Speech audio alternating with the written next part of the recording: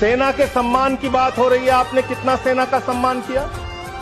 3 साल तक भारत के सेना की भर्ती बंद रही मान्यवर, और उन 3 सालों में भर्ती बंद होने के कारण 1,80,000 सेना की तादाद को कम किया गया।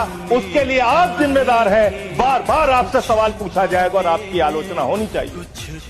आपने भारत की सेना में भर्ती होना, वो चाहे उत्तर प्रदेश का नौजवान हो, चाहे बिहार का, चाहे हरियाणा का, चाहे राजस्थान का, चाहे हिंदुस्तान के किसी कोने का हो, उसके लिए गौरव और सम्मान की बात होती थी।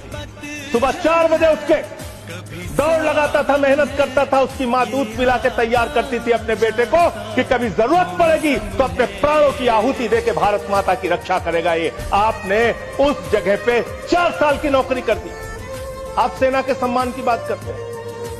आपके पास